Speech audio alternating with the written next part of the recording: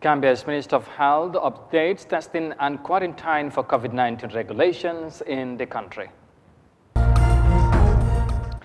China and Tanzania agreed to boost bilateral cooperation following a fruitful meeting in Beijing.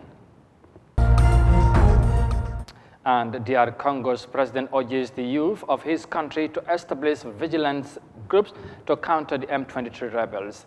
These and more coming your way on This Week.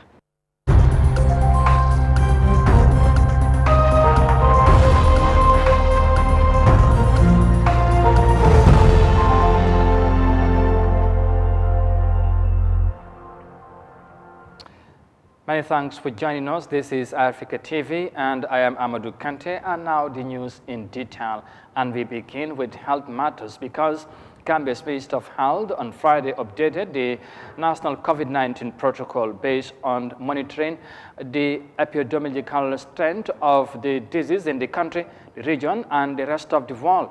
The health authorities justified this on the intense vaccination campaigns and protocols adopted by most countries, assuming that most travelers coming to the Gambia are vaccinated against COVID-19 and have taken all the necessary public health measures which reduce the risk of infection. Yahya Jammeh tells us more of that in this report. During the peak of the COVID-19 pandemic, almost all countries around the world closed their borders and airspaces to contain the disease.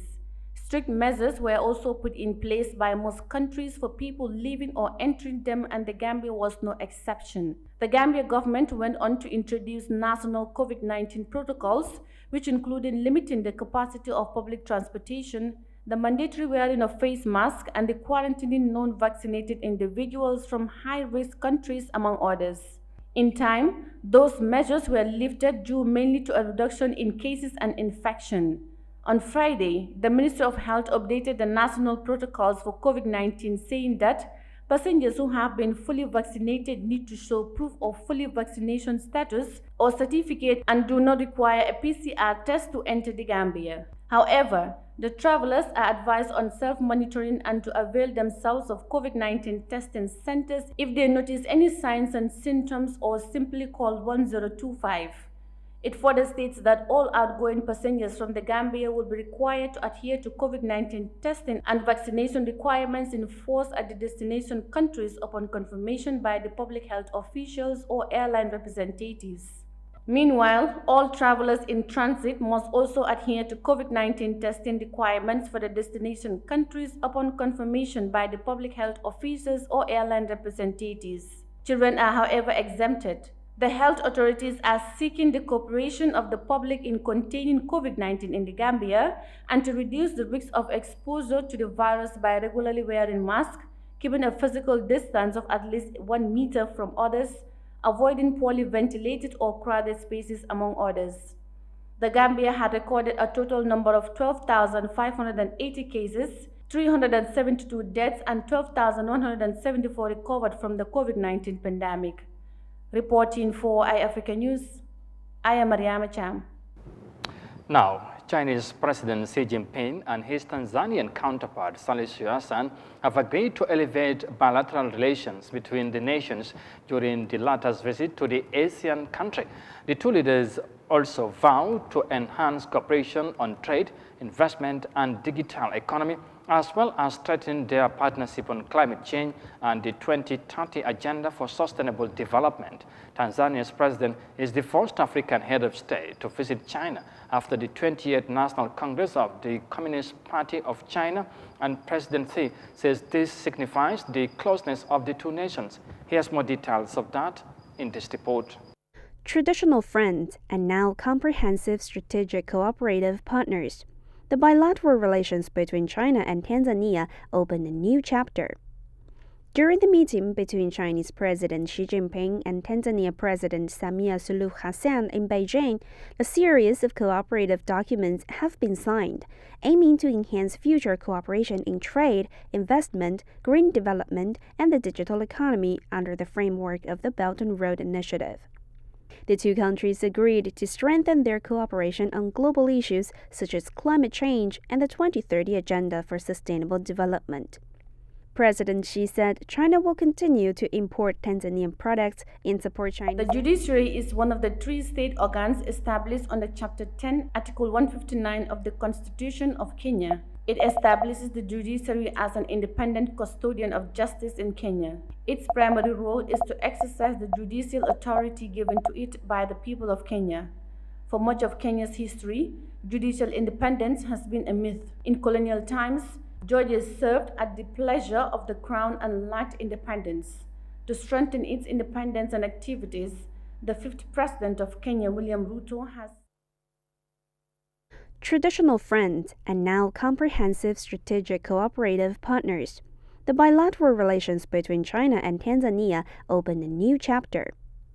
During the meeting between Chinese President Xi Jinping and Tanzania President Samia Suluhu Hassan in Beijing, a series of cooperative documents have been signed, aiming to enhance future cooperation in trade, investment, green development, and the digital economy under the framework of the Belt and Road Initiative. The two countries agreed to strengthen their cooperation on global issues such as climate change and the 2030 Agenda for Sustainable Development. President Xi said China will continue to import Tanzanian products and support Chinese enterprises to go to Tanzania.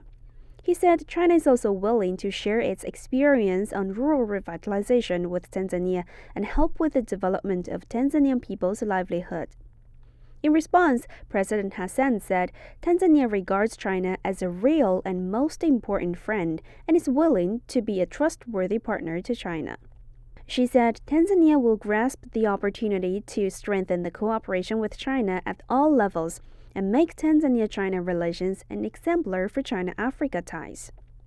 Hassan also stressed that Tanzania firmly supports China on the issues concerning China's core interests, such as the issues of Taiwan, Xinjiang, and Hong Kong. She also appreciated the role that the Forum on China-Africa Cooperation has played. Tanzania was the first African country Xi Jinping visited as Chinese president. During that visit in 2013, Xi said China's relations with Africa should be based on sincerity, practical results, affinity, and good faith. An expert says the friendship and cooperation between the two sides have created a lot of potentials and a promising future in areas such as infrastructure, agriculture, and energy. 那最近几年中坦合作当中非常重要一个项目呢，就是对坦桑尼亚的铁路、公路、港口码头呢进行大规模的改造。 In recent years, China has been actively participating in the construction or upgradation of railways, highways, and ports in Tanzania. For example, China is now working on an important railway in Tanzania, which will help connect the whole East Africa once it's completed. The two heads of state also agreed to promote their cultural exchanges. They plan to hold the China-Tanzania Year of Culture and Tourism in the future to carry forward the people-to-people exchanges between the two countries. China and Tanzania dare again to boost relations between the two countries, and the report that is coming from the Chinese capital, Beijing. Moving on, the president of Kenya, William Ruto, has said that his government will not abandon its promise to strengthen independent institutions to make Kenya a resilient country. The Kenyan president was speaking at the country's Supreme Court in the capital, Nairobi, where he presided over the launch of the State of the Judiciary and the Administration of Justice annual report. Ruto said he would reject all attempts by the opposition to cast, of course, aspersions on the credibility of Kenyan institutions, vowing to continue with his plan to make the country's judiciary and other agencies involved in the administration of justice even more robust and independent. Mariama Cham again with the details in this report. The Judiciary is one of the 3 state organs established under Chapter 10, Article 159 of the Constitution of Kenya. It establishes the judiciary as an independent custodian of justice in Kenya. Its primary role is to exercise the judicial authority given to it by the people of Kenya. For much of Kenya's history, judicial independence has been a myth. In colonial times, judges served at the pleasure of the crown and lacked independence. To strengthen its independence and activities, the 5th President of Kenya, William Ruto, has said that his promises still stands, the strengthening of independent institutions, including the judiciary. As we commit additional resources and financial independence of all our independent institutions, the judiciary, the police, and all the other institutions, we must all work collectively towards making sure that we have savings and we collect revenues that will support our development. I want to ask the judiciary to work with us and not to provide any safe haven for the people running away from paying tax. They should not find refuge in the judiciary. They should not find refuge in judicial orders. We want every citizen to carry their portion of the burden of running the affairs of our country. President Ruto also promised to support the Kenyan security men and women in their work to ensure that they uphold peace and order within the country. President Ruto said the supporting of the country's police force will guarantee the lives of every Kenyan. We will support our security agencies to take up their mandate and protect and safeguard the sovereignty and the security of our country. And we will work with them to eliminate groups and sections that work against the Constitution and the law.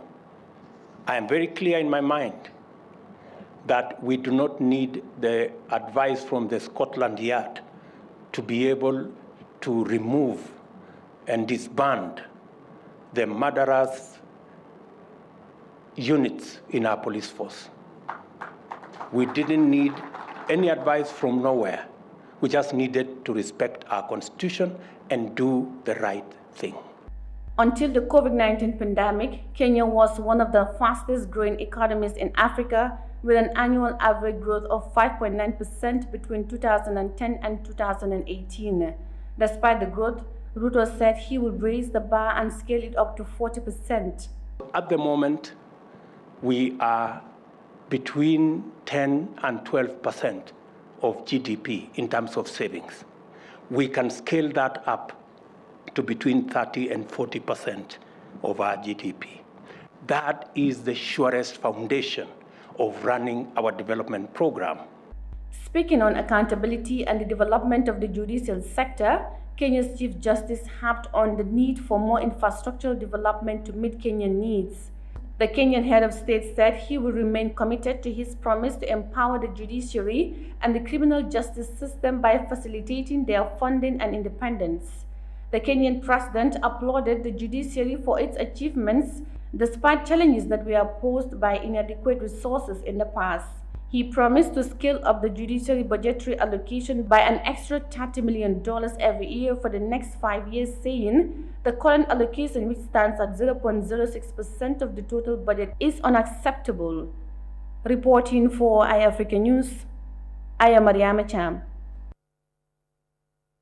Now, elsewhere in the continent, despite measures to counter irregular migration, Tunisia continues to witness a significant increase in the number of people embarking on the dangerous journey to Europe. Authorities of the North African nations are worried about the prevailing situation, thus calling for a wider collaborative approach to curtail the practice. The lack of job opportunities in the continent, especially for young people, has been largely attributed to the high influx of migrants using the perilous journey in search of greener pasture. Let's have more details of that in this report. The Tunisian Forum for Economic and Social Rights, that specializes in irregular migration issues, has revealed that the year 2022 recorded the highest number of Tunisians reaching the Italian coasts through irregular migration compared to the 4 previous years.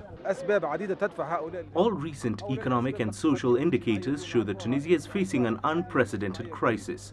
The situation is getting worse, and more people, including women, children, and unaccompanied minors, are risking their lives every day. Irregular migration will not stop as long as legal migration is impossible.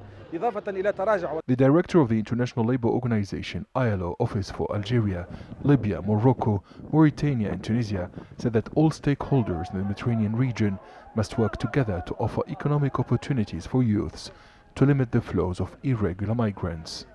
Unfortunately, the result of irregular migration is catastrophic, with many human tragedies and deaths. We must deter people from risking their lives and facilitate regular migration to guarantee the safety and rights of migrants who can find a better life and not death in the sea. In partnership with the National Institute of Statistics, Tunisia's National Observatory for Migration has set up a database to include all recent updates on migration flows. Authorities are developing a new migration policy while encouraging irregular and legal migration.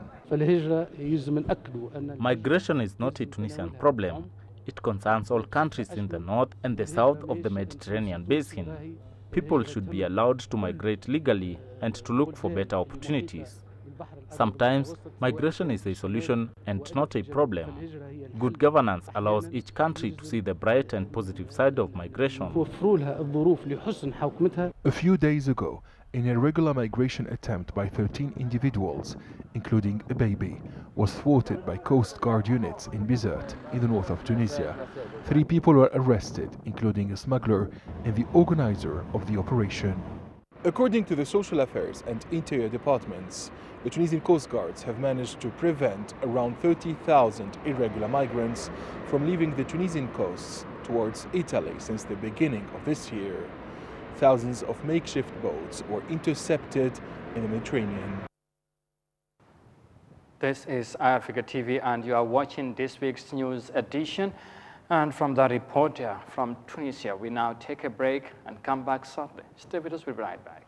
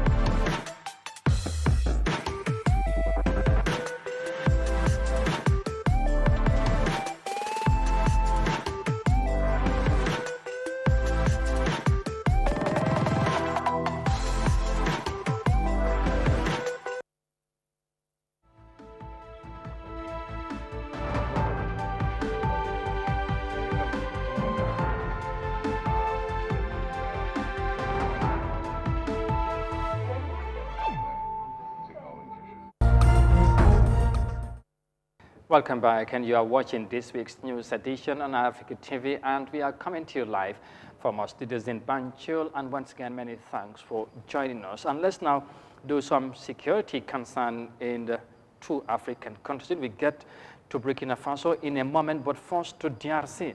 Now, amid the growing insecurity concern in the West African country of Burkina Faso, citizens have been responding to the government's call to voluntarily join the cause of defending their country against rebel groups. Some of the recruited people, including women, have expressed their willingness to combat the growing insecurity to gain their liberty.